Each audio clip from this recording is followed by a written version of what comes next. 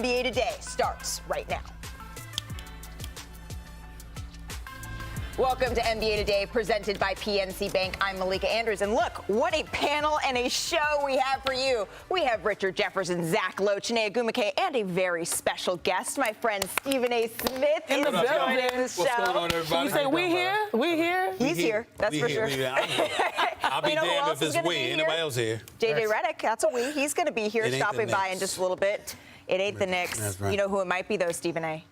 Is Brooklyn in the house? It might be the Nets, because Ben Simmons, he was at Nets practice today. That in itself, that's not news. But what Steve Nash said afterwards, that might be some news. So let's hear from the Brooklyn head coach on the latest step in the Ben Simmons saga. Ben just did scripting and his shooting stuff today. What is scripting? A 5-on-0, running through the plays. So is it fair to say he is not yet cleared for contact or one-on-one? Yesterday was his first day of contact. Played with some teammates yesterday, and he's making progress, but there's no real update. We just see how he responds and see if he's able to do more contact tomorrow. See how he responds, but he is playing 4-on-4. He came through it well. And when he was asked about game 2, Steve Nash said no Ben Simmons. But beyond that, he wouldn't rule him out. So Stephen A., you're our special guest.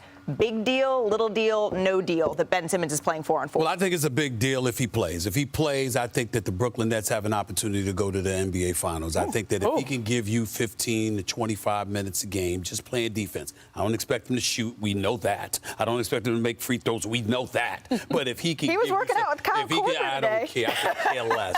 If he could give you something defensively, I think that's what the Brooklyn Nets would need. I personally am sick of talking about him. I understand that mental health issues are a very, very big deal. But the fact of the matter is there's a lot of people that question the legitimacy of that, filing a $20 million grievance to get your money back. And then on top of it all, you arrive in Brooklyn and you hurt your back. And as I said on First Take a week ago or so, what the hell were you doing? Did you hit a pothole on the Jersey Turnpike? There's a lot of them. Were you getting your groove on and you messed up your hips? What the hell was that about? It's the truth. You haven't played since last June. What the hell were you doing? And I don't answer. Richard Jefferson knows this. Zach Lowe knows this. Y'all know this. I don't get into people's personal life, personal business. I don't roll like that. It's none of my business. I'm talking basketball. But the exception would be a Ben Simmons. I want to know what the hell you were doing that you hurt your back from last June to this June, to this May, rather. You haven't done a damn thing.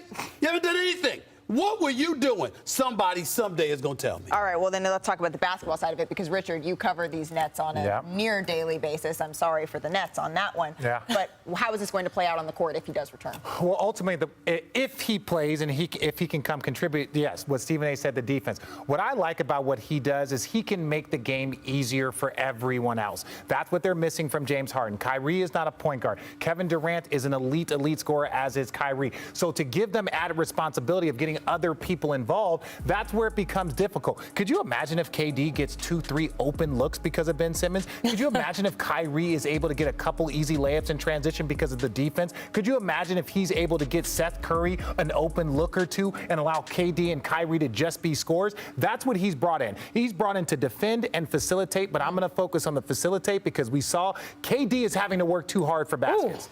Kyrie always works hard for baskets. Yeah. KD just when KD is shooting the shots that he is shooting at the end of the game consistently every single night, that is too difficult and too much of a task for any level of superstar. So I think that's what he could bring to the table. Janae, last word on this? You know, I don't know if this is appropriate for television, but when I was at Stanford, my coach would always say, "Kiss, keep it simple, stupid." Right? When you're playing basketball, you don't want to think. Stupid's okay to say. Oh, you said far worse. Okay, that's for the commercial breaks. Right. And I think, like you said, Richard, it's all about how they're able to simplify and make things easier for everyone on the floor. Like you said, Kevin Durant, Kyrie Irving, they work so hard, and they're so great that they still finish baskets, double team, triple team. So, yeah, making the game simpler over the course of the entire 4 quarters, I think that's going to be the game changer for him. Defensively, offensively, I mean, those things will be ironed out with a limited minutes situation. But he can really help them. Don't worry. We're going to have more on the Nets coming up later in the show, because that game 2 is going to be something. But speaking of game 2s, let's get out to the Bay Area, because the Warriors, they took a commanding 2-0 series lead last night, due in large part to their small ball lineup of Steph, Clay, Dre, Andrew Wiggins, and what's that lineup called? We're still Lethal working on weapon. it. We're still working on it. I was Lethal working weapon. all They're day calling it this Lethal morning, Weapon 3. Stephen A. Right. Oh, Wow. Good, Richard. And let me say this, like, first of all, I know the issues with having to guard this amount of talent on the perimeter and trying to switch. But what really becomes difficult is watch Steph. Steph is able to take two guys. And part of the reason why he's able to do that is because you can't leave Wiggins. You can't leave Poole. You can't leave Kevin Durant. You can't leave all the guys that they've had on that roster. And look, the bench is loving it. Juan, I love the feature we had on you the last couple of days. Hey, watch your mouth, Steph. Watch your mouth. Watch out. Like it. Yeah, but this is a light skin, but I'm still up. Yeah, and you watch this in and out. That ball movement, you just can't. The underhand scoop pass, like what? Oh, they know. They know Look at it's that. coming. And watch, he's gone. Bad defense. He's Double gone. pass. He knows it's gone. Can beat you is because you can play perfect, great defense, and it does not matter. You There's sleep not for a many second, teams. you're shook. Yeah, it's a wrap. And then here, look, we're gonna get Clay going. Then all of a sudden, Jordan Poole. Now Clay gets going. They just have been playing so well lately together. Now that they have Draymond back, they got Steph back. There's just a beautiful way that they play basketball that Steve Kerr and Draymond Green just facilitate in the most perfect way. Well, and then take a look at this. Steph Curry, I mean, he just makes it look easy. At this point, you just have to laugh where he's pulling up from. And you see Barton flapping his arms. Hey, Will, I get it, bro. That's the He's Golden saying, State. This is my new house. That's what the Warriors do to you. They make you flap your arms. That's the it's over. It's done. Yeah. We got nothing left. Lethal Weapon 3. We've been hoping to get to this point all year where we could get our whole group together. It's pastor's paradise for me. You got Steph and Clay, Jordan, those three guys out there at the same time. For me as a pastor, that's heaven. Well, the challenge is you have three guys that are capable of putting up 30, 40 points. Steph Curry is the greatest sixth man ever in the playoffs. We've sort of played this way for many years. Clay, Steph, and Draymond are incredibly comfortable playing this style. It's the same style. It's just different additions. So this Warriors lineup outscored Denver by 29 points in 11 minutes, shooting a ridiculous 77% from the field, 88% from three. Most importantly, maybe? Yeah, most importantly. 0 turnovers. And as you know, Richard, for a Steph Curry team, especially when they're pushing the pace like that, that is tough. There is so much to unpack here. I want just a quick little story, though. Michael Malone has said his parents, they watch the game in their house, but they can't watch it in the same room because they get each other too riled up and too nervous. They have to watch it in different floors. These two games, they almost certainly are not speaking during those games. Oh, yeah. They are way too nervous. They'll be out of their misery soon. Well, so they will be. Especially with this lineup. What makes it so tough to defend, Shanae? It's the unlimited movement and also the unlimited range that their perimeter players have. And if you think about that, I mean, they're constantly on the go. And that means you can't sleep as a defender. If you overplay, they back cut. And if you're in the paint, they shoot out with a pin down or a staggered screen. They're constantly in motion. And I feel like, I don't know if I'm showing my Disney Channel stuff, but like, we're the boys in motion. Like, you know what I mean? Like, that's exactly way out of your generation. They're the boys, they're the grown men in motion, and they also have the range to knock it down. So no matter where they are, whether it's a backdoor cut to get a layup or, way beyond the arc, you've got Poole, you've got Thompson, and you've got Curry that can knock it down. And lastly, I'll say this, we should have known better. I know a lot of times when we talk about the awards and how fine of a margin there has been, most improved, Jordan Poole, if there wasn't that situation with Steph and Clay being out and that oscillation there where a couple of their numbers went up and high, he would have probably been one of the front runners, if not potentially winning this. So we should have known better over the course of the season, watching Jordan Poole play, saying that this is the postseason where he could really be the breakout player. If the Harrison Barnes, Kevin Durant lineups were known as the death lineup, Stephen A., I mean, I'm tasking you with the person to come up with a name for the lineup. What stood out to you the most? I said it's Lethal Weapon 3, and I'm going to stand by that. Here's the reality. Steph Curry and Klay Thompson have universally been recognized as the greatest shooting backcourt that we've ever seen. Nobody can deny that. Now they've added Poole. Have you seen the range on this brother? Ooh. He's pulling up from logos the way Clay and Steph pulls up from logos, okay? And guess what? He mirrors Steph more than he mirrors Clay. Because as much of a sniper as Clay is a catch-and-shoot dude. If he's not doing that, he's got your back. He's got his back to the basket. He's posting up smaller players. He's shooting turnaround jump shots. Jordan Poole is the one moving without the basketball, catching and shooting on the run, pulling up from the logo off the dribble, going through 1 man, 2 men, 3 men, and dribbling and taking the ball to the hole and finishing at the basket. The arsenal in this brother's game is so lethal right now. When you combine that with the greatness of Steph Curry, who strikes fear in anybody, you understand, and Richard Jefferson understands this better than anybody at this table. When you step past half court and you are a threat, you extend the defense. Therefore, you expose them to all their vulnerabilities because you don't get to have but so much help. That's when you have to worry about one. Then Clay comes back, last 3 games of the regular season, averages over 33. Well, that's 2. And now you got this brother, who, by the way, was in the G League last year. G League. And now he's here. In the NBA, he is that gifted. And then you have Draymond, who's a point forward and a basketball savant. And last but not least, you have Wiggins. You have 5 guys who can handle the ball. 5 guys who have the ability to take their man one-on-one. At least 4 of them who can drop jump shots, and Dre hit a few last night. And 3 of the most lethal shooters in these playoffs. I'm sorry. The Warriors are something special, and I think it's going to take the Phoenix Suns to have a chance to stop them, because when you shoot the ball like that and the 3 of you are aligned and in sync with one another, it's one thing to have the talent. It's another thing to be in sync, and they are in sync. And I know it's not a matchup. Denver's not the real litmus test. I get that. I guess but we my have to God. give you your credit My where God. credit's due, because you did call this early on. No. You know who was the guy who called this early on? And here's the thing about Zach. You can always count on him to be locked into something that literally no one else is locked into on the game. What was that for you last night? Better or worse? Well, there's a Jordan Poole miss we're going to queue up here in a second that gets at the point you guys are talking about. Just when all 3 of these dudes are on the floor together, it's stupid. This is a double pick and roll. Oh, by the way, Clay is one of the screeners. Okay, that doesn't work. Then Clay comes off a pin down. Okay, that doesn't work. Then Poole comes off a pin down. He misses, but like that whole play is designed to get Jokic's guy back, and then everyone else it's like a Ferris wheel of guys coming around screens, one great shooter after another. And there's no way you can track all that. It's too fast. That's why the Suns, with all their great defenders who can switch, would be such a fun matchup. But we got a long way to go before we get there. But this is the Warriors team that we've been waiting for all year long. All of these guys together. Important component to peel out. A lot of times, with the reason why you don't see this on teams outside of the fact they can't shoot like that, the fact is you don't expect to get the ball. So the effort that you normally and customarily do not get from a team, you've got these guys running all over the place because they know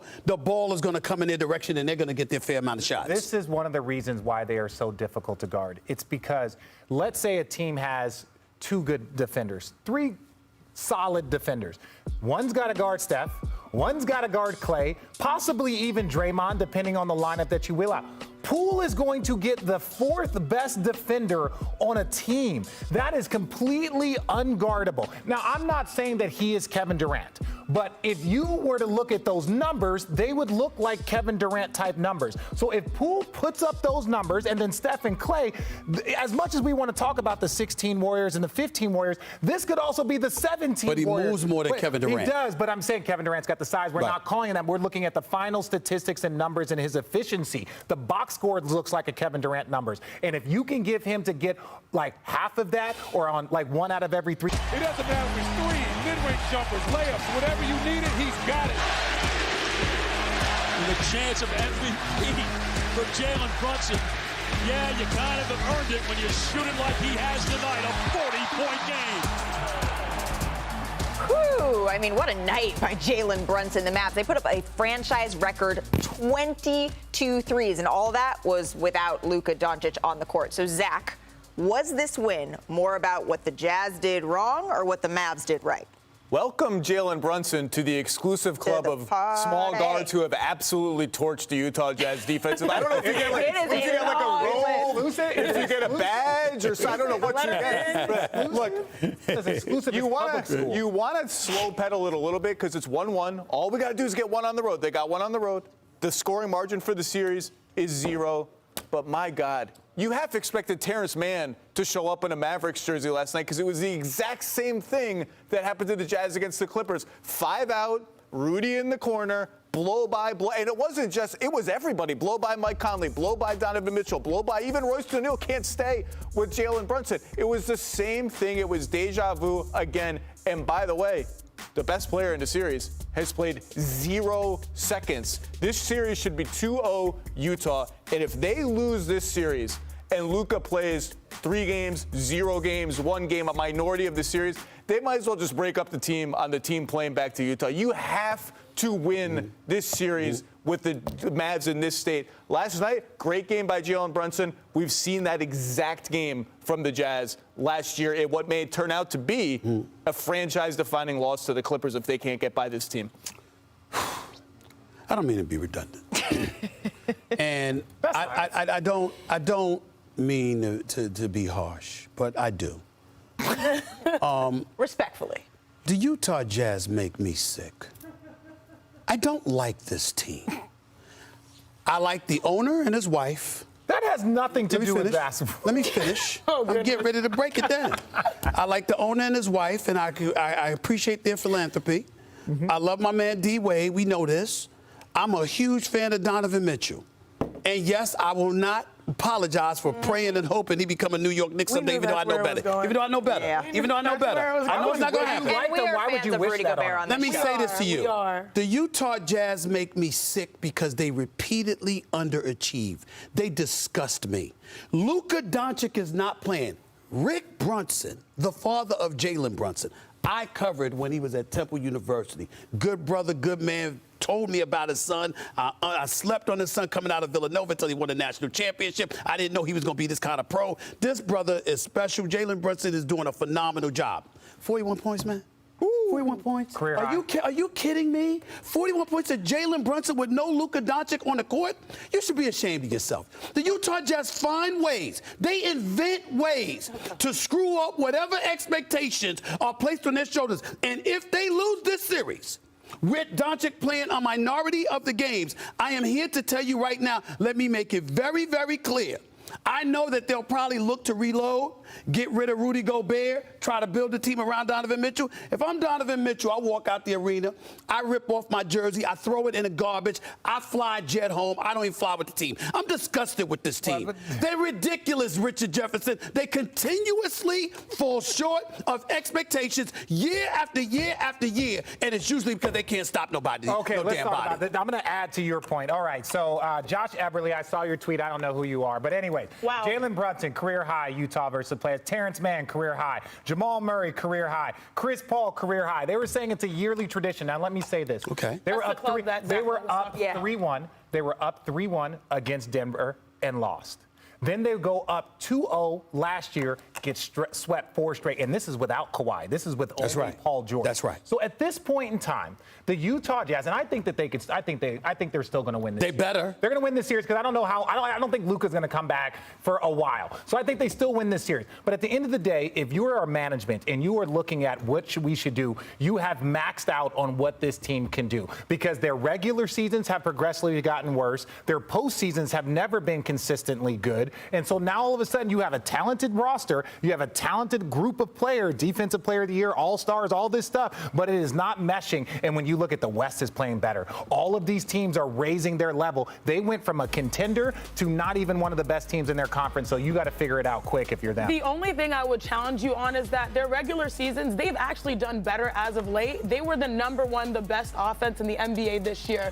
And the departure is they're underperforming offensively so far in the playoffs. Out of the 16 play-in/playoff teams, their offense is 11th.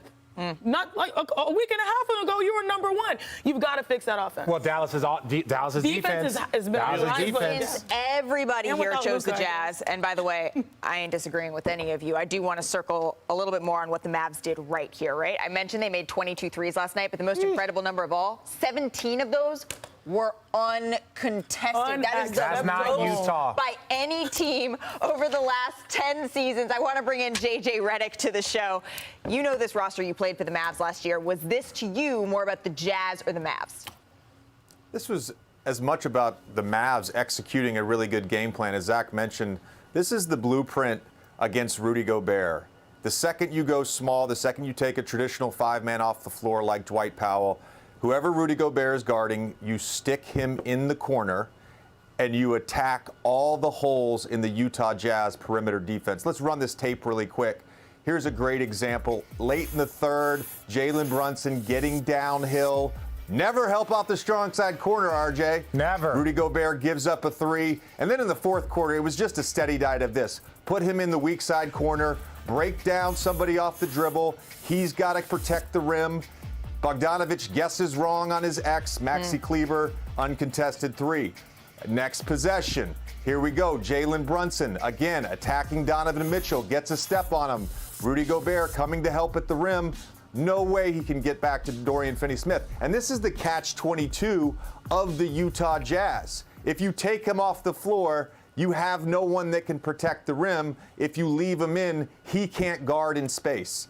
To Richard's point, I do believe as well, this team has maximized their potential, and regardless of the outcome of this series, there will be changes in the offseason. I mean, the Mavs, they just got so many open looks last night. And the thing that keeps going back in my head is Luka Doncic wasn't even on the floor. And the question now, JJ, becomes, did this buy Luka some more time? Because, all right, we're gravy. We're going in with the series tied. We'll see what happens in Utah to win Defensive Player of the Year. Top of my head, I'm going to go with Gary Payton. Yeah, 1996. Gary rips it away, goes the other way. Oh, Payton took it. First to let you know, the 2021-22, Kia Defensive Player of the Award winner is y'all guy. Yeah.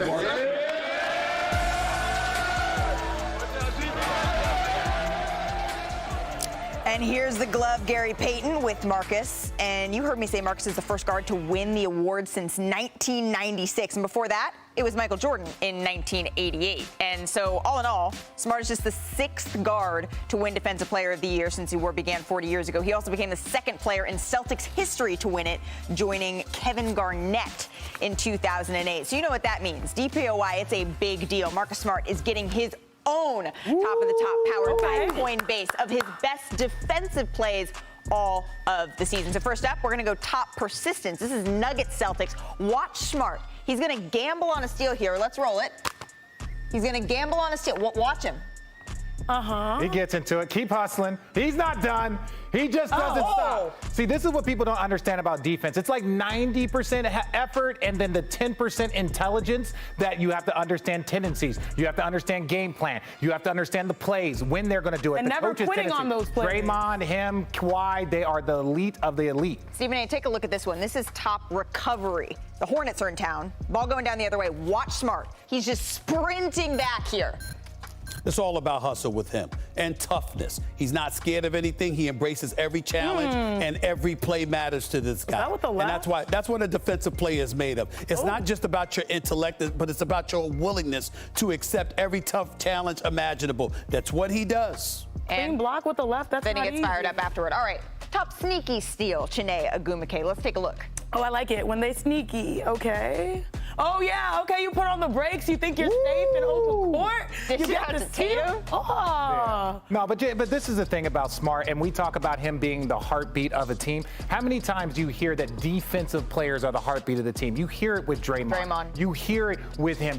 And like Kawhi might not be. Giannis is definitely the heartbeat. He is the energy. The guys that bring that type of defensive intensity all of a sudden mean so much to their team. But it's not just about his smarts and everything that you're pointing out. He's vocal. He's the guy that held Jayson Tatum and Jaylen Brown accountable. He's the guy that brought up for public consumption. We're not together as a team. We need to do better when they were struggling early on in the season. So you go on the court, you back it up. They're not looking for you to put in points. They're looking for you to set the tone and to establish the culture. Defensive players do that practically better than anybody. And they finally bought what he is selling, and that's been the best thing for them, the best defense in the NBA. You know what that means, Chiney? I do. What does it mean? It means it's time for a cheat sheet. Let's go. Here we go. What's the cheat sheet? Let's get to it. This is going to be really fun because Marcus Smart, I mean, he won an award, and that's very impressive. And as we all know, games and series and championships, they can come down to one possession. Can you score or can you get a stop? Marcus Smart was the best defender on the best defensive team this year, and the Celtics have the #1 defensive rating. And in this series, he can dictate who wins. So show me my numbers, producer Cesar, baby. Let's get into it. Now, this part is really crazy. Marcus is matched up primarily against Kyrie Irving in this series, and he's held him to 44% shooting in 2 matchups this season. This is a very big number for the Celtics because when Kyrie shoots under 45%, the Nets win just a third of their games. However, when Kyrie shoots 45% or better, the Nets' chances of beating the Celtics go up significantly. So let's take a look, and I need your help, Stephen A. Let's take a look at how Marcus Smart defended Kyrie in Game 1. So let's roll the tape. Producer Kwaku, baby. On an island, you'd be nervous if you're Stephen A, right? Playing defensively. Absolutely. For a multitude of reasons. I'd be petrified. Look at the 2 you're talking about. Exactly, 60 points, but he's aware enough to still help while Kevin Durant is his help side responsibility. He's quick enough to get back to Kyrie and watch this closeout. Okay. First of all, we never see his handles loose. That's true. And watch his closeout. Look at how close he gets. I agree. That's a perfect contest. I agree. That's one of the rare moments it worked Sunday against Kyrie, but go ahead. Oh, here's another. I got another one for you, Stephen A. Okay, watch this right here. This is how his defense is contagious. Look Most at important time. Yes, 100%. Look at Al Horford. Everyone's buying in on what he's selling. Now look at this next. That's right. Double team. Marcus doesn't quit. Al Horford doesn't quit. Who else doesn't quit? Jayson Tatum. That's defense on Kevin Durant. Forces that. Brick. Everyone has bought in on defense. As you mentioned, it starts with Marcus Smart. Getting perimeter stops will be crucial on this series. The Celtics defense will have to be very smart to get by the Nets. I saw what you did. No, but this is what I'm saying. When they were going through hiccups, and the Boston Celtics were like, we're not trading Jaylen Brown. We're not trading Jayson Tatum. There was only a couple of pieces, and then they were like, well, you got Marcus Smart. And they're like, we're not giving up Marcus Smart because they saw it. They saw how important he was to the organization. They saw that he was a future defensive player of the year. And so that put them in a space of, we're going to figure this out, and they believed in him and their locker room and Ime Udoka. For me, I'm not taking anything away from Marcus Smart because I voted for Bridges for my defensive player of the year because I thought he was worthy. But I have no problem with Marcus Smart receiving it because I know what he does on a night-in, night-out basis defensively. But for me, when I think about Marcus Smart, I think about most his leadership. That's what I get from him. He's the guy that holds everybody accountable. He's the guy that reminds you, what are we here for? Exactly. We ain't here just to get paid. We ain't here just to play regular season games. We ain't here just to make an appearance in the postseason. We're trying to make noise. By the way, I came within 48 minutes of going to an NBA Finals. I know what this smells like. And damn it, this ain't it. We need to do something about it. Him calling them holding them accountable is what changed this season. Agreed. Well, and he's going to need to hold Kyrie Irving accountable in this series if he wants to get through and to the other side. But speaking of Kyrie Irving, Irving was fined, it was announced by the NBA today, $50,000 for obscene gestured toward fans, directing profanity at the crowd in TD Garden. That was all during Game 1, remember? And as front office insider Bobby Marks noted, that's the most the league can fine a player before a player can file a grievance. So we will hear from Kevin Durant later in the show on this. But coming up on NBA Today, the 76ers. Respectfully told him to stop about calls because I saw what he said last game. I mean, if you're going to triple team somebody all game, they're bound to get to the free throw line, or if you're going to push them off and, trying to hold them off, they're bound to get to the free throw line. So, I feel like, every fouls were legit and probably should have been more, honestly. He was saying to me that, I'm going to keep making all the free throws if you keep fouling me. And I said, well, you might have to. Good player, man. You got a lot of respect for him. He's certainly playing great here. There's nothing there, but us trying to compete against him and him trying to compete against us. So there's that, but that wasn't even my favorite thing that happened last night. My favorite thing in this game, did you know that he still had hops like this, Richard? Honestly, the 76er bench all stood up because I don't think Danny knew he could dunk like that. But that just shows you that the 76ers, they're feeling good. They're feeling positive. Knocking down threes. Everything is good. He's knocking down threes. Look at him. They didn't even know. He's laughing. There's Doc Rivers after the game. Daddy dunked, he's 100%. I mean, that's equivalent to me dunking right now.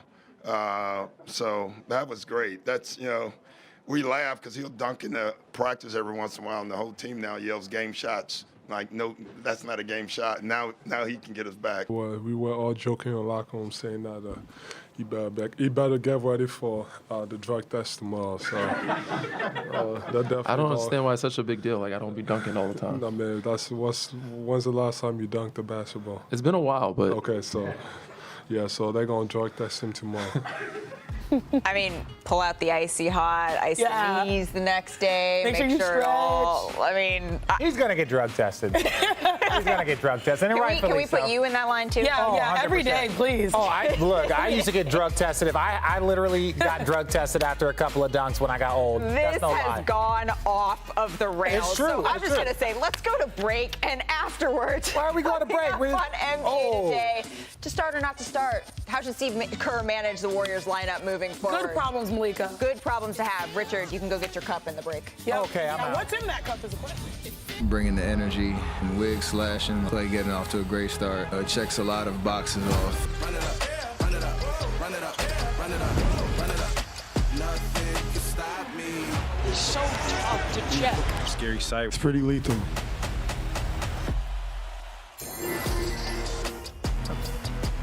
Warriors guards, they are showing up this postseason. Jordan Poole, Steph Curry, Klay Thompson, they're averaging nearly 75 points per game through the first 2 games of this series. Here's Steph Curry after yesterday's What's game. really important is it about starting and then just having that moment where you get your name called, and is that really that important? Or can you think about the big picture of, again, it's about just winning the basketball game. How much does it really matter who's in what role? I mean, it matters. Ultimately, we got to have Steph Curry in the lineup. So we're not trying to keep Steph in the six-man role. Right. Forget that. Right. Now, in saying that, ultimately, Jordan probably going to have to start too. And so that's where, we got to figure a bunch of stuff out. I won't be the one to cause myself that headache. Steve can figure that one out. Hey, JJ Redick, do you want to coach this team? Can you tell me what you would do with this question? How would you manage the Warriors starting lineup moving forward? This is a great luxury to have for Steve Kerr. And look, Steph needs to be in the starting lineup. He will be in the starting lineup. I do want to acknowledge the humility required of one of the greatest players of our generation in coming off the bench for consecutive games in a playoff series. That just shows what a great teammate Steph is. We get so caught up in who starts games. As a player, I was always more interested in whether or not I finished a game. And what Steve Kerr has is a luxury in picking lineups to finish games. Maybe he needs a big out on the floor and it's Kevon Looney. Maybe Draymond can handle that big on his own and they can space the floor with all their shooters. Gary Payton played well in starts this year as well. I think he started 16 games and played really well. Maybe they need another wing defender. They have a lot of options. I would expect to see Steph Curry back in the lineup soon, and then matchup to matchup during the playoffs. Maybe some games Kevon Looney starts. Maybe it's Jordan Poole and Draymond moves to the 5. Well, and the question, too, becomes when Jordan was starting and then he wasn't starting for a little bit after Klay came back, you saw a little dip in his production before he figured it out. So how can you avoid that dip if they change those roles once again? But, JJ, as you know, the Nuggets, it was another tough night for them and for the office of the reigning MVP, Nikola Jokic. Let's take a look here. Nikola Jokic, I mean, again, just frustrated, turning the ball over, can't recover. Once again here, Draymond Green smothering Nikola Jokic, several bodies getting thrown at him. You can see it here. Nikola Jokic ultimately would be called for a tech early, was called for another tech later. He was ejected in the fourth quarter. You can see him going back and forth with Steph Curry here. And then in the Nuggets' own huddle, they were chatting with each other. And Monte Morris said, we have to be on the same side. We can't be fighting within ourselves. It wouldn't be enough for the Nuggets last night. Nikola Jokic, you can see it. I alluded to it earlier.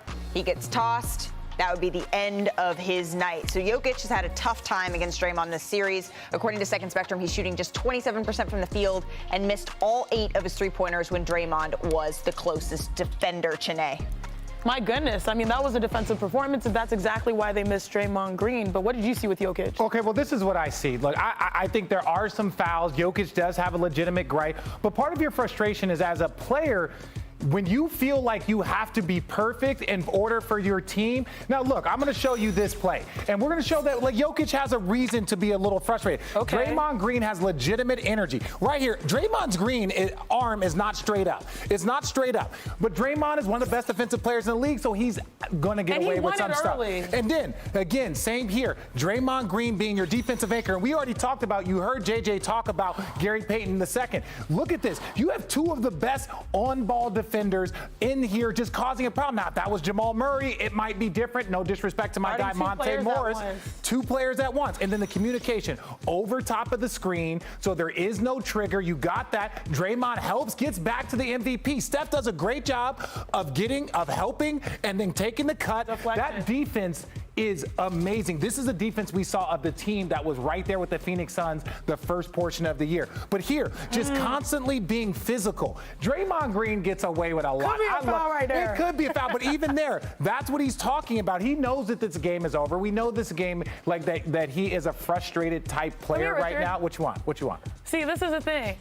When you play the defense before the ball comes through, you can use that arm bar and secure. When you're smaller, you can push even more because the lower center of base typically wins. So here's an example. Yeah, okay. Bye, Richard. Okay, so and that's exactly what Draymond Green does. He has a low center of base because he's an undersized post. He starts his defense early, and that's why he's going toe-to-toe with the MVP. Yeah, and look, I understand.